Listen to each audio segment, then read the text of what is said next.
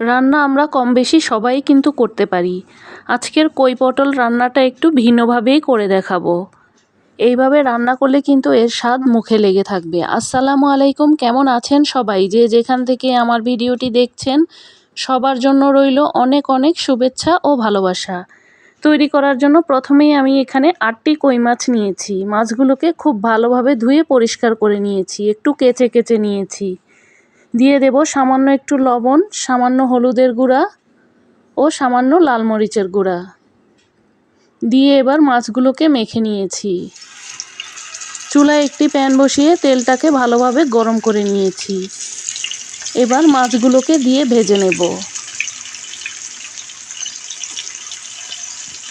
মাছ ভাজতে সবাই পারেন, তারপরেও আমি করে দেখাচ্ছি।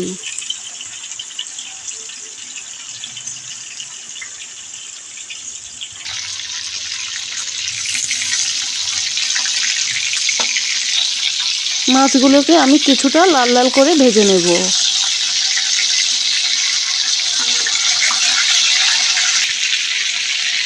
একটা পাশ হয়ে গেলে অপর পাশ উল্টে দেব। মাছগুলো কিন্তু আমি কিছুটা লাল লাল করেই ভেজে নিয়েছি আজকে। এখন ভেজে রাখা মাছগুলোকে তুলে নেব।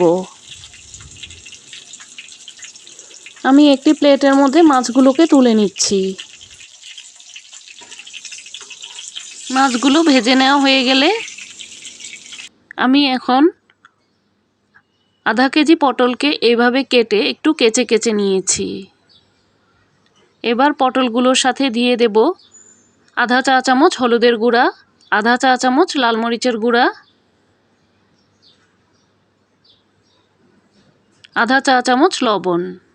পটলগুলোকে মেখে নিয়ে আমি মাছ ভেজে রাখা ওই তেলের মধ্যেই পটলগুলোকে ভেজে নেব।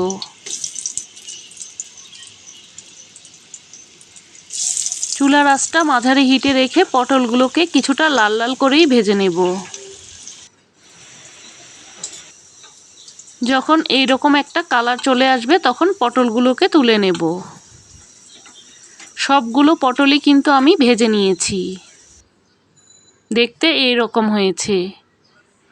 এবার একটি প্যানের মধ্যে আমি মাছ ভেজে রাখা ওই তেলটাকে নিয়ে নেব। সাথে দিয়ে দেব 1 মুঠের মতো পেঁয়াজ কুচি।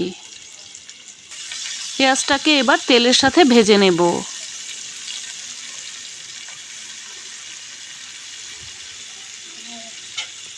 দিয়ে দেব স্বাদ মতো লবণ।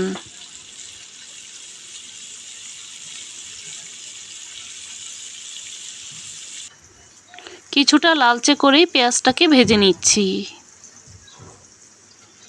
পেঁয়াজটা ভেজে নেওয়া হয়ে গেলে দিয়ে দেব আধা চা চামচ রসুন বাটা, আধা চা চামচ আদা বাটা। এর চেয়ে বেশি মশলা দিলে কিন্তু খেতে ভালো লাগবে না।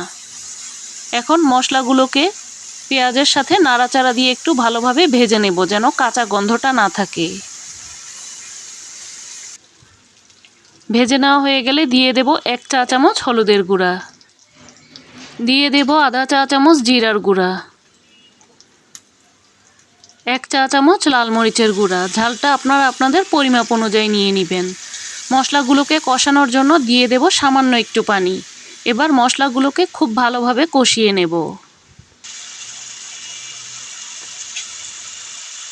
মশলাটা কষিয়ে নেওয়া হয়ে গেলে দিয়ে দেব মাঝারি সাইজের একটি টমেটো। টমেটোটাকে আমি এই রকম ছোট ছোট কিউব করে কেটে নিয়েছি। এবার মশলার সাথে টমেটোটাকে একটু ভালোভাবে কষিয়ে নেব। রান্না কিন্তু আমরা সবাই করতে পারি, তবে এক একজনের রান্নার স্বাদটা কিন্তু এক এক রকম হয়ে থাকে। একটু সময় নিয়ে সুন্দরভাবে কষিয়ে নিতে হবে।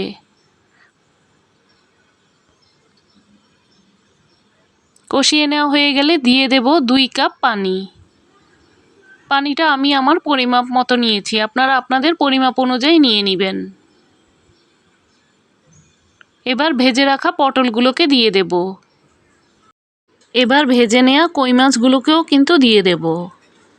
যারা পটল খেতে একদমই পছন্দ করেন না তারা একবার এই রেসিপিতে পটল রান্না করে দেখতে পারেন। যে কোনো মাছ দিয়ে আপনারা রান্না করে দেখতে পারেন। দিয়ে দেব প্রায় 7-8টির মতো কাঁচামরিচ। ঢাকনা দিয়ে ঢেকে এখন কিছুক্ষণ রান্না করে নেব, ঝোলটা যতক্ষণ পর্যন্ত গা মাখা না হয়ে আসে। মাঝে মাঝে ঢাকনাটা খুলে একটু আলতো হাতে নাড়াচাড়া করে দেব। পাতিলটা ধরে একটু দুলিয়ে নাড়াচাড়া করে দেব, যেন মাছগুলো ভেঙে না যায়। ঝোলটা এখন অনেকটাই গা মাখা হয়ে এসেছে, আমি চুলাটা বন্ধ করে দিয়েছি। এখন পরিবেশনের পালা। যারা এখনও এভাবে কই পটল রান্না করে খাননি, তারা অবশ্যই একবার ট্রাই করে দেখতে পারেন। কেমন হলো আপনারা রান্না করে খেয়েই জানাবেন। আবারও দেখা হবে নতুন কোনো রেসিপি নিয়ে।